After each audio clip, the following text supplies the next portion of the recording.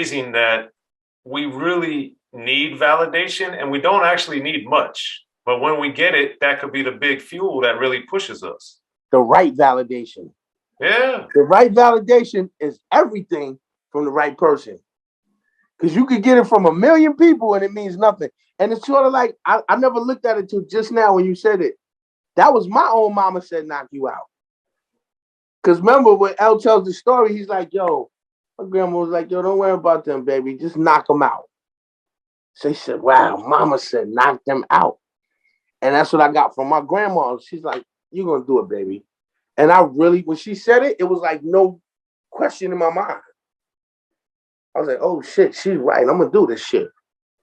I'm going to do it. I'm going to do it good. You know what I'm saying? Mm. Yeah. And that's the craziness of it. And tied into that belief and believing you're right and being right about a lot of things, I always think about that too whenever I think of Arrest the President, because so much of that song from 1990 has applied in 91, 92, 93, just all the way till today. So when you think about writing that song and where we've been the last several years, especially, how do you think that song unfortunately has aged so well?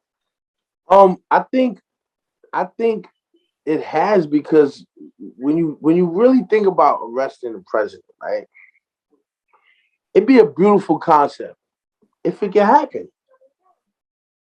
If you can arrest a president, if a president can be held accountable by the same laws that they implement, enforce, campaign, push, then it would truly be a fair world in essence, or that much fair if that could happen. But we got to realize that the president, it's not about the president, it's about the presidency. This is an institution, a layered institution. And this is a compartmentalized institution amongst many within our so-called quote unquote government. But in theory, if that can happen, imagine what it would do for the next presidency. You know, there would have to be a certain kind of integrity. There would have to be a certain kind of accountability, more accountability as it should be to what? The people. And there is none. And there is none. And there is none. So when you look at this concept, this is me saying, if this were true, the world would at least jumpstart in a direction where it would either become a much better place or total anarchy, instead of being under the guise of justice and democracy. Yeah. Feel me? Well, that gets back to what we were talking about too, of the execution of the idea rather than the idea.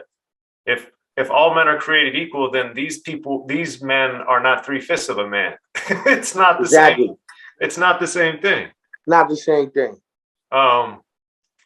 It's crazy, man. It's crazy. And I was also curious because the Intelligent Hoodlum album is so powerful, but then at the end, Your Tragedy, I was always curious, was that like a demo or something? Was that like an old song? Because I was like, who is that, you? But your voice or whoever that is, so it's not an adult voice yet or something. Was that a demo? Yeah. What was it? It was basically like the first one. You know what I mean? It's funny because I'm doing that again now. I'm re-releasing the Intelligent Hoodlum. Okay. I did all the tracks over. Oh wow. With my voice now, but it sounds like I'm young again. I gotta let you hear it. Once I master it, I'm gonna let you check it out. I definitely want to hear it. Okay. So after the Intelligent Hoodlum album comes out, you get a lot of videos, you get a lot of support. But then with the Marley Marl In Control Volume 2, you team up with Chuck D for America Eats Its Young. And for you, you know, I know looking at LL as an idol, but Chuck D for that lane is also maybe the best. Of course. So what was happening? How did that happen? Marley used to leave his black book, which back then was the phone book, on the console of the SSL board, like $1 million fucking mix board. And I told you I lived there. So, I come out the room and I'd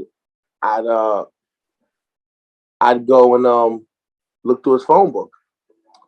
So I'm looking through his phone book. And you would think fucking Quincy Jones number would get me, or fucking, a Berry Gordy or fucking Russell Simmons. He had those numbers in his phone book. But it was one number in particular that caused me to basically take it out of his phone book. And that was fucking Chuck D. And the reason being is because when I came home from that vacation, as soon as I walked in my homeboy's crib, he had a VHS of Video Music Box, the videos, and I watched Night of the Living Basshead. And I was like, what the fuck is this? The only other movie type music video was Michael Jackson. Yeah. It was Michael, LL, Run-DMC. None of them made movie videos that to their songs like the way Public Enemy did. Well, two with Night of the Living Bassheads, which is one of my favorite videos. You had Chris Thomas in there. Yep. You had MC Light. Yep. You had yep. Lucy is a crackhead. You had the news lady on You had a movie. Yeah, that's phenomenal. Yeah, so when I seen that shit and last night he went to sleep, and in the morning all he had was sneakers on his feet. The Crown Prince used to jam and rock the mic. Yo, I was stuck. I was like, yo, who the fuck is this? And my man was like, yo, that's Public Enemy. Now, before I went away, Public Enemy, I only know Public Enemy for my Uzi weighs a ton. Hold it. Get up, get down. My Uzi weighs a ton. Hold it. And because I'm Public Enemy number one. So, you know what I'm saying? You go ooh with all when you jump in the car, people treat me like Kareem Abdul-Jabbar. Yeah, so now I'm hearing this shit and I'm like, yo, these motherfuckers is insane. Like, I like this shit. So now I'm doing my album and I see this number. Plus, I start listening to the album and I'm hearing him talk about, H-Rap Brown and Huey P. Newton and George and Jonathan Jackson and Asada, and these names. And I'm like, yo, Joanne Chesimard. So I'm like, who are these people? So I takes the number and I calls him. Yo, what's up? Yo, this Chuck, what's up? Yo, let me ask you a question, man. Who's Huey P. Newton? No, yo, this is tragedy, yo. Just right to it. So he starts going in. Then he tells me, go get this book. All right, good looking. Boom, hangs up. I go back to Queensbridge, go to the library, get the book. Some of the books they didn't have in the library, so I had to go to like these spots uptown in Harlem. So after a while, I got a nice little library. And he still doesn't even know who I am. That's serious. Like, this how he was on it. Like, he just would educate. So one day I told him who I was, and it was like, okay. He still was like, all right, well, listen, you read this book, you read that book, yeah, what you got out of that? Blah, blah, blah, blah, blah. So now one day, Francesca Spiro, who happened to be me and Marley's manager, later on, she went to become the president of Bad Boy. She passed away. Rest in peace to Francesca Spiro. I go up to Rush Management. And she's like, Trash, come here, I want you to meet Chuck D. So I'm like, oh, shit. So he's like, oh, you Tragedy. He's like, all right. He was like, yo, when I go on tour, I'm going to take you with me. I go on tour in about 6 months to Europe. I'm like, all right, no doubt. But in my mind, I'm like, yeah, fucking right. You're going to take me to 6 months went by. He took me on tour. You know what I'm saying? So now Marley's doing In Control Volume 2. And Chuck is like, oh, yeah, I'll do a song with the young brother. You know what I mean? So we did America East to Young. America East to Young. America East to Young. So yeah, that was a great experience. I want to say peace to Chuck D, man. That's another one of my heroes to this day, man. You know what I mean? I had a blessed life, man. Like, all the people I looked up to, you know how they say you get disappointed when you meet your hero? None of my heroes disappointed me, yo. None of them. In fact, they gave me so much. way more than I even asked for. Way more than I could have asked for. Thank you. Word up. Thank you. I gotta thank you. Yeah. Well, on America Eats Its Young, one of the great things about it to me was the sense of doing for self, because you're talking about how people are waiting for the government to save them rather than using what Allah gave them. And That's right. that was also very remarkable because it was taking things like we've been talking about. It's an accountability issue. Yes, things are terrible. Yes, yes, yes. But the only one that's going to change it is you. so, Right. so That's right. how did you come to understand that yourself and want to put that in the song? Because I seen it with my own self. I seen it with my own life. You know what I'm saying? When I was ready to just be like, yo, you know what? F this stuff, forget about this stuff. Man, I gotta do this. That's when I seen change. But anytime I just, don't get me wrong, I had my times of like, oh man, yo, shit. And I'm like, that does nothing, man. Now I can't stand to see that. Like, it makes me sick to see a grown man do that. Like, it hurts my stomach. Because, you know, that's nothing. That's gonna do nothing. In fact, it's only gonna put you worse. It's gonna make the situation worse because now you're making yourself the victim. And you should never choose to be victim. If you're victimized, that's different. But never choose victim. Yeah. Because it's all about your choice. Like they say, many are called, few are chosen. You can't sit around and wait for the phone to ring and go, hello, tragedy. Guess what? What's up? You're chosen. Like, that's not going to happen. You got to say, I choose myself. You know what I mean? Yeah. Yeah. Very, very powerful and very necessary lesson for sure. Also in Control Volume 2 by Marley Marl, you had the Keep Control song. And that's a real posse cut with a lot of people on there. And for you, I imagine you were younger than all of them or are younger than all of them. But now, you know, you've gone from your state-sponsored or government-sponsored vacation to then putting out a very political album, being with Chuck D. Now you're doing Keep Control, King T, Grand Puba, Def Jeff, Chubb Rock, etc. What are you thinking, like, in the political rap world, in your own career? Like, you're doing these things. What were you? How did I'm that make seeing you? growth. Sometimes, man, like, you know what's funny about me? I don't always see the moment. I don't know how to explain it. And I don't always see the history in the moment.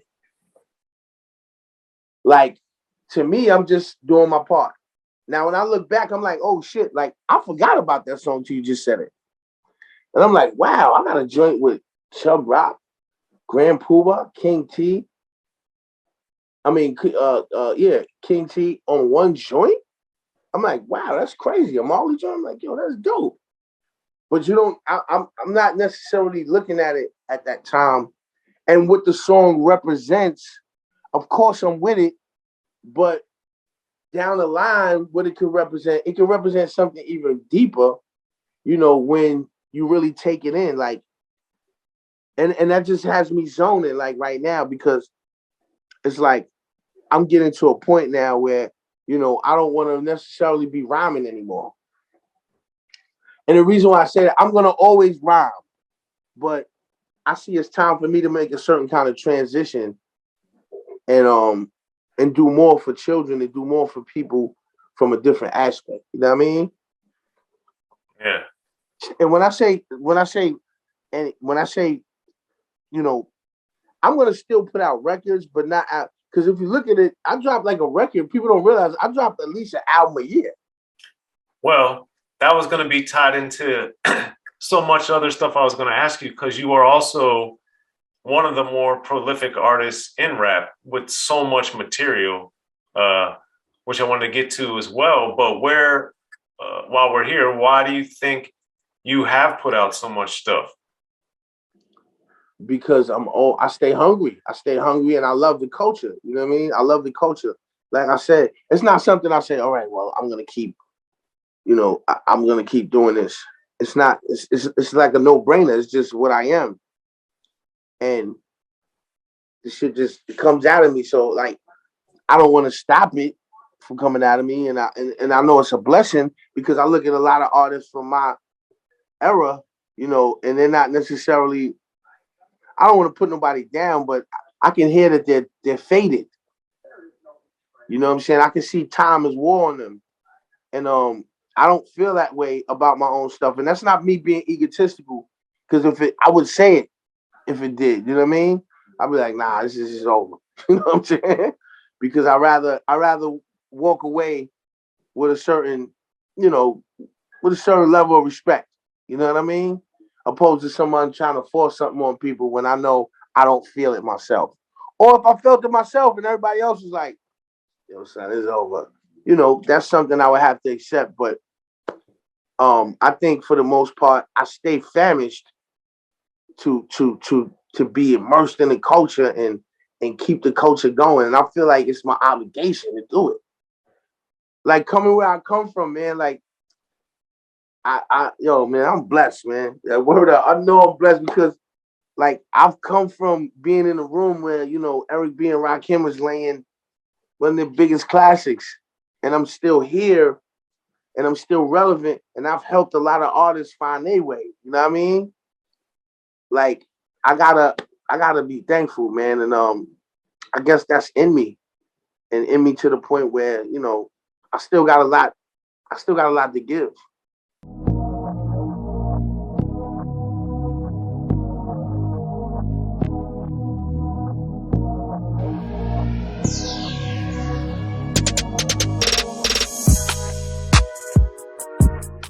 Be sure to check out the History of Gangster Rap by Soren Baker. He's official. History of Gangster Rap features exclusive interviews with Ice-T, Snoop Dogg, MC Ren, the D.O.C, and dozens of others. The History of Gangster Rap, a definitive look at how Los Angeles changed rap forever. In Los Angeles, the streets definitely set the tone of the hip-hop music. At 19, I got a $50,000 car. My whole angle always was, I'll be street, but I will always tell you the horrors that go along with this life. It will be penalties and casualties for just wearing the wrong color in somebody's neighborhood. And once gangster rap made it from the streets to the TV, the genre exploded. With Fab 5 on Yo MTV back with NWA. Yo MTV, it just catapulted us from being local heroes to national gangbang rappers. The History of Gangster Rap discusses it all from 1980 up till today. It's always gonna be shit happening in the streets.